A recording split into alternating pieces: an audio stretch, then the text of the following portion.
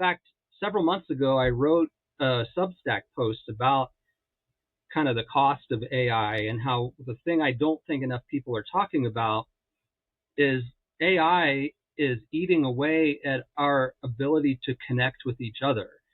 So you think, for example, if I'm an author and I'm trying to write a story, or I'm trying to come up with an idea for a sequel to my story or whatever it is, it used to be before AI, I would collaborate with other people. I would maybe ask other people to help me brainstorm, or I would ask an editor to help edit for me or whatever.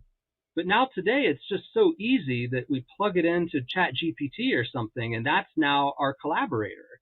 And so we've taken a human being out of the process, and all we're doing is isolating ourselves even more. And I end my article with an example of, like, people say, well, what harm is it if I ask ChatGPT what I should have for dinner tonight?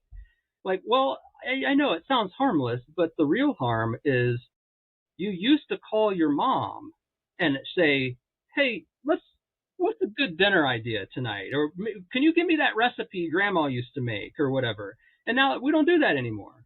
And you know what? I bet you your mom would love to hear from you.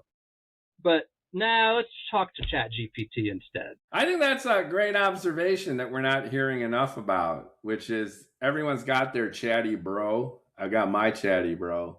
I actually did a whole podcast just with me and ChatGPT. Oh, really?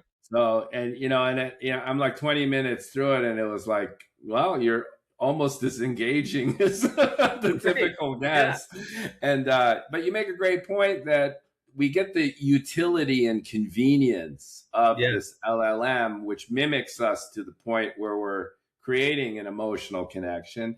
And they've got the entire internet and beyond as their knowledge base. So that's fun. It's kind of cool. But there are opportunity costs to this, which is we're no longer talking or working with each other.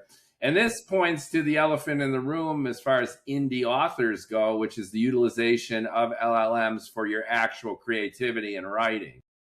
How do you approach your writing? Do you use the bots at all for your world building or your research or your plotting or anything like that? I don't at all. And I know that for some people, when you say I don't use any AI, that feels really divisive to them. They feel, I don't know, like I'm trying to be holier than thou or something. Like you're vegan. Right, totally. And it isn't that at all. Part of it, I think, is my age. I'm just at the point where, like, I'm kind of at the max of all the new technology I'm really going to dive into and try to figure out. So there's that. The second part is my book itself is a little bit of a social commentary on the unspoken dangers of diving headfirst into AI.